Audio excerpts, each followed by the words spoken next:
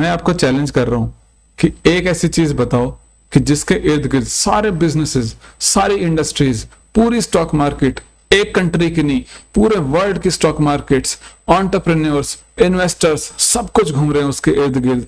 मतलब ये समझ लो कि जैसे सूरज के इर्द गिर्द ग्रह चक्कर लगाते हैं, वैसे ही उस चीज के इर्द गिर्द ये सारी चीजें चक्कर लगा रही हैं। तो वो चीज क्या होगी?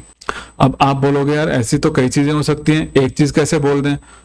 सबसे इंपॉर्टेंट तो कस्टमर होता है, कस्टमर के इर्द गिर्द सब कुछ चलता है। मतलब कस्टमर है तो सब कुछ है, नहीं तो फिर कुछ भी नहीं है। या फिर एम्प्लॉयज हो सकते हैं, क्योंकि कई बार बोलते हैं यार सबसे बड़ा एसेट तो जो है एम्प्लॉय ही होता है किसी भी बिजनेस का। तो कहीं एम्प्लॉय तो नहीं है, या फिर बिजनेस की लोकेशन तो नहीं है, बिल्डिंग्स, कुछ भी हो सकता है यार। एक चीज कैसे बता दें? लेकिन चैलेंज ही यही है कि एक ही चीज बतानी है। अब बताओ, इंटरेस्ट रेट्स। अगर इंटरेस्ट रेट्स कम होंगे तो कंज्यूमर जो है सामान को खरीद पाएंगे, क्योंकि अल्टीमेटली जो बिजनेसेस होते हैं उनका जो चरम बिंदु, परम लक्ष्य जो होता है वो यही होता है कि उनको अपना सामान बेचना है। और सामान वो बेचेंगे कैसे अगर कस्टमर के पास पैसा ही नहीं होगा? तो आप बोलोगे पैसा कैसे नहीं है जी उसके पास, वो जाता तो है ऑफिस, तो फिर खरीद तो सकता है सामान। लेकिन जहाँ पे उसको एक बड़ी गाड़ी खरीदनी है, एक घर खरीदना है, तो वो अपनी सैलरी से नहीं खरीद पाएगा उस चीज को। तो इस तरह के जो बड़े खर्चे होते हैं उनको पूरा करने के लिए कंज्यूमर्स अक्सर लोन लेते हैं, और वो लोन तभी लेंगे जब इंटरेस्ट रेट्स कम होंगे।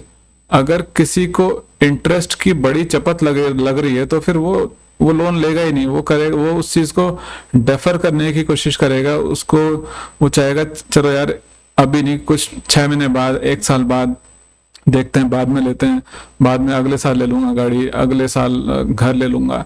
तो उस चीज को डेफर करता जाएगा। तो इस रीजन से जो मार है वो पूरे एक साइकिल बन जाती है, हर किसी को ये मार पड़ती है, कंज्यूमर से लेकर के जो कंपनीज हैं, इंडस्ट्रीज हैं यहाँ, और लास्ट में फिर वो आप और मैं जो इन्वेस्टर्स हैं उनको भी ये मार जो है लास्ट में झेलनी पड़ती है, क्योंकि स्टॉक के प्राइसेस नहीं बढ़ेंगे। तो बात हो रही थी हमारी कि अगर एक ही रीजन देना है कि किसके इर्द गिर्द सब कुछ चलता है तो वो है इंटरेस्ट रेट्स। और ये इंटरेस्ट रेट्स जो कहाँ से, ये पूरी गंगोत्री है कहाँ इसकी? तो इंटरेस्ट रेट्स की जो गंगोत्री है ना वो निकलती है अमेरिका से। फेडरल रिजर्व नाम की एक, ये समझ लो कि एक चौपाल लगती है अमेरिका में, और वही लोग सब कुछ डिसाइड करते हैं। वो लोग पूरी तरह से रेगुलेट करते हैं कि इंटरेस्ट रेट्स को कम रखना है या ज्यादा रखना है। तो आप बोलेंगे कि जी अगर ऐसा ही है तो फिर वो लोग इंटरेस्ट रेट्स को कम ही क्यों नहीं रखते? तो ये बहुत ही बढ़िया सवाल है अगर आपके माइंड में आया, क्योंकि इंटरेस्ट रेट्स को अगर कम रखा जाए तब भी इसमें समस्या है, और अगर इंटरेस्ट रेट को बढ़ा दिया जाए ना तब भी इसमें समस्या है।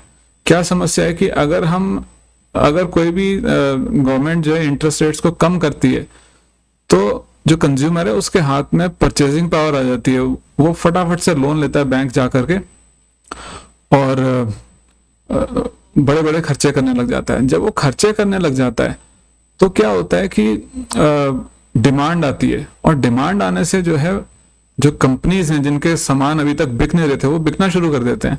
और जब सामान बिकने लग जाता है तो फिर ऑब्वियसली जब डिमांड आती है तो प्राइस ऑटोमेटिकली ऊपर जाता है, और यहां पर समस्या फिर हो जाती है इन्फ्लेशन की, महंगाई बढ़ जाती है। अब जब महंगाई बढ़ गई तो सरकार के आगे फिर से एक समस्या आके खड़ी हो जाती है कि लो जी अब तो महंगाई बढ़ गई। और महंगाई के बढ़ने से जब जनता त्राही त्राही करती है ना तो वहां पे सरकार के जाने की नौबत आ जाती है। लोग कहते हैं भाई इस सरकार को ही हटा दो, क्योंकि इस सरकार ने तो जो इतनी महंगाई कर दी है। तो ये जो सरकार यहाँ पे एक दो राहे पे आकर के खड़ी हो जाती है कि भाई इंटरेस्ट रेट को घटाएं या इसको बढ़ाएं। तो नॉर्मली क्या होता है कि इनको दोनों ही काम करने पड़ते हैं। अगर इंटरेस्ट रेट्स बढ़े हुए हैं तो क्या होगा कि जो डिमांड है वो घट जाती है, और जब घट जाती है तो इकोनॉमी पे प्रेशर आता है, लोग सामान नहीं खरीद रहे होते। तो उस टाइम पर जब बहुत ज्यादा प्रेशर आता है तो ये लोग इंटरेस्ट रेट को घटा देते हैं। अब जैसे कोविड आया था, कोविड के टाइम पे कोई खरीदने की हिम्मत नहीं कर रहा था कि वो जा करके, मतलब कोविड आया हुआ है और वो घरों के सौदे कर रहा है या वो रियल एस्टेट के सौदे कर रहा है या फिर वो गाड़ी खरीद के ला रहा है। नहीं, ऐसा कुछ नहीं हो रहा था, बिल्कुल भी कुछ नहीं हो रहा था। लोग अपने घर में बैठे हुए थे, इकोनॉमी प्रेशर में थी।